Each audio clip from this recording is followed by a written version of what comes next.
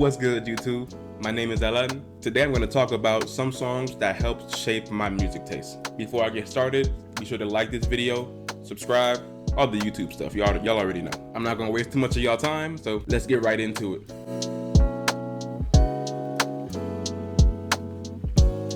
The first song I got for y'all today is Tyrese's Sweet Lady.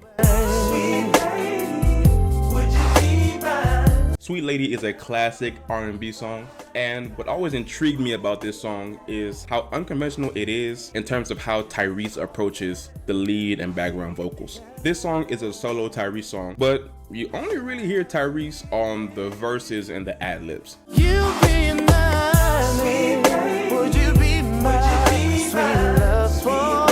And where it stands out the most to me is the bridge. On that bridge, Tyrese is only doing ad-libs.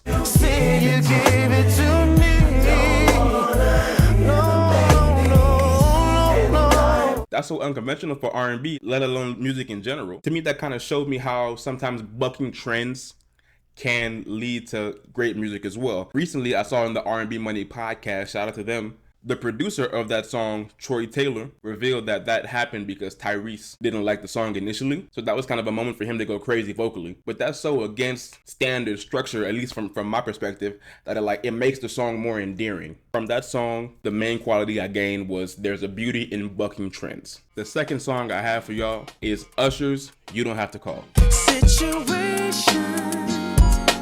With this song here, what I got is confidence. Confidence in your artistry, confidence in your lyrics, confidence in the image you're portraying. To me, when this song came out, it was the coolest thing ever. This song here was confident from jump in a few ways too. The first thing you hear from Usher is "Don't leave your girl around me, true player for real."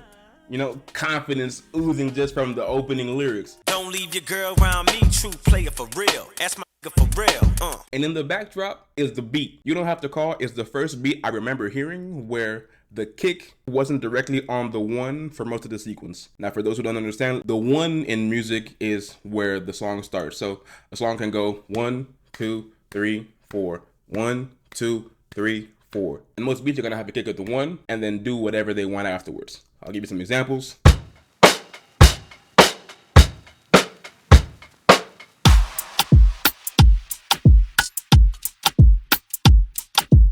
With You Don't Have to Call,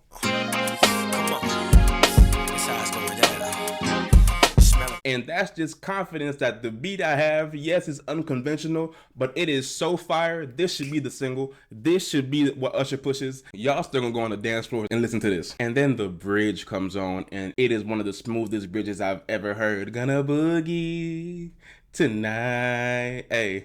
'Cause I'm honestly too young of a guy.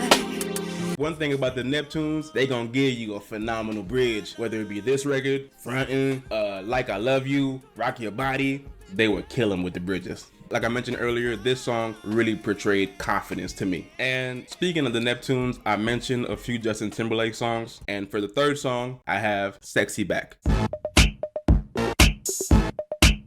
This song taught me the value in a great hook. Me personally, for this song, I hate the verses. I'm bringing sexy back.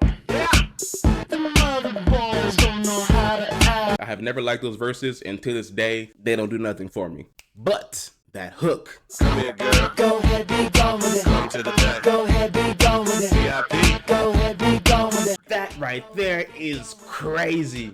The fact that "go ahead, be gone with it" repeats the whole time and it stays fire all throughout, at least to me. Just that "go ahead, be gone with it" just makes me want to move my shoulders for real. It just, you know, go ahead, be gone with it. Go ahead, be gone with it. But yeah, that song taught me the value of a great hook. The next song I have for y'all is Melodies from Heaven by Kirk Franklin. Come on and sing it with me, melody. Melodies from heaven. This song here is interesting to me because I don't think there's more than like 30 words total that are said on this song. Melodies from heaven. Come on and sing it, yeah. And yet, this song is amazing. Here we go. Turn up.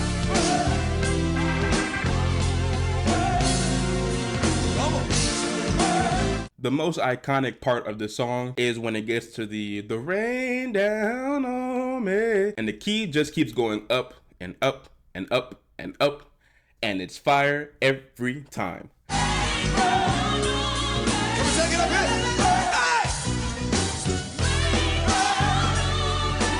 To me, that song taught me there's beauty in simplicity. Musically, they are doing some complex stuff, like all those key changes, both vocally and performance-wise. That's not easy stuff to do. But for the listener, you're hearing the same words, you're hearing the same melodies, just a key up.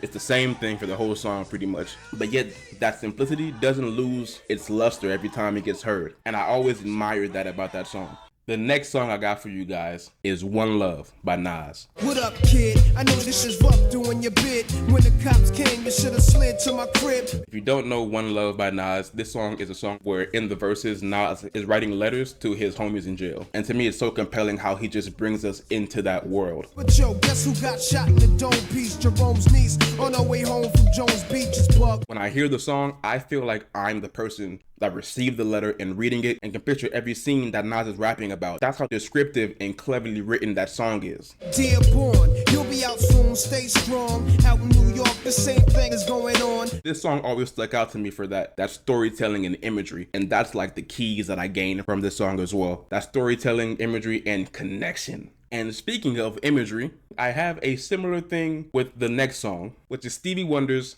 As.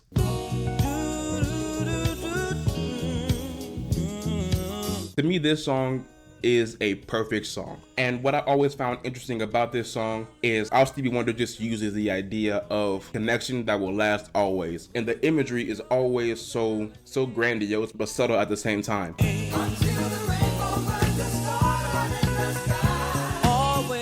This man Stevie Wonder said, as around the sun the earth knows she's revolving, and the rosebuds know to bloom in early May. Just as hate knows love's the cure, you can rest your mind assured that I'll be loving you always. What? Those are lyrics any other artist would aspire to have. This man said, I'll be loving you till 8 times 8 times 8 is 4. When will that ever happen? You know what I'm saying? I truly love it, man. On top of that, the music is also fire. So with the Stevie Wonder song, I'd say the main takeaway, which is being creative with your lyrics.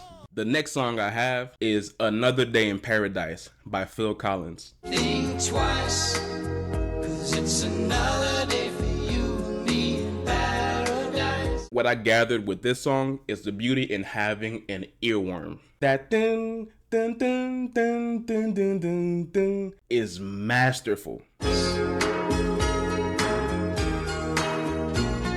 Phil Collins is talking about some serious stuff all throughout the verses, talking about inequalities and class differences and all that. And yet, I remember when I was a kid listening to that song, I didn't care about none of that. I just wanted to hear dun dun dun dun dun dun dun dun. But obviously, as I got older, I gained an appreciation for what Phil was actually saying in the song. But still, just that earworm to make people go like, what's that? The next song I got requires a bit of backstory on me. I grew up in America, and then till I was about 7 or 8 years old, I moved to the Democratic Republic of Congo. And I stayed there till I was done with high school, and I've been back in America ever since. And one of the hardest transitions for me was the music. None of the local music was anything close to what I've been hearing in America. But eventually, there's a song that brought me in.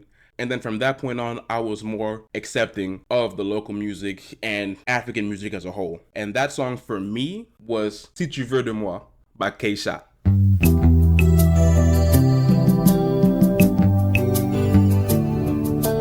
Fun fact about me, I do speak French as well. That title means if you want me. The genre of music for that song is called zouk, and Kaysha is one of the genre's biggest artists. But that song was just so smooth, man. Like when the hook comes on and you just hear the female vocals, and then Kaysha just comes in with just a one-liner.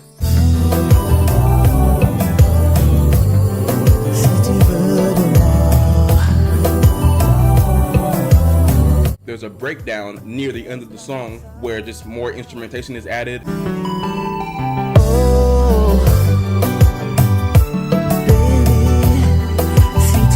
And like I mentioned earlier, that was the gateway for me for gaining an appreciation for different music and being open to liking different stuff. So I'd say my main takeaway from that song is just keeping an open mind. Now my next song is not a Congolese song, but it is one of the most popular African songs ever made. And that is Premier Gaou by Magic System.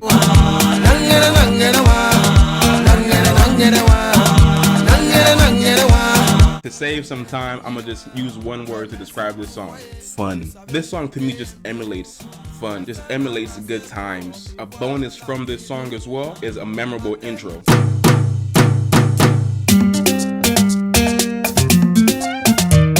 You know what song it is off the first few hits immediately. And not only do you know what song it is, it's like an activation call. This song just encapsulated that fun for me. Now the last song I have for you is the most recent song on the list, and that is 03 Adolescence by J. Cole. Things change, rearrange, and so do I. It ain't always for the better, dog, I can't lie. And specifically when it got to the second verse, where J. Cole is talking to his homie and he's like, man, I want to be you. But his homie is like, no, you have potential to be something greater. He told me, nigga, you know how you sound right now. You on my mans, I would think that you a clown right now. And the way J. Cole just delivers that message always stuck out to me. You about to go get a degree, I'ma be stuck with two choices. Either graduate to wait or sell a number 2. There's so much passion in that delivery. J. Cole just fully captures that feeling of the guy being like, I know my situation is leading to nowhere. You have the opportunity to be great. Go pursue that. For what? $100 or $2 a week? Do you think that you would know what to do if you was me? And J. Cole just properly captures all those feelings just from the delivery of it all. So yeah, delivery is the main key from that one. So I hope you guys enjoyed this video. Let me know in the comments, what are some songs that shaped the way you listen to music, that shaped the way you process it all. I'm gonna be doing a series where I'm ranking R&B albums from the 90s all the way up to the 2020s. So be on the lookout for that. And besides that, be sure to like, share, and subscribe. And thank you for tuning in. See y'all next time.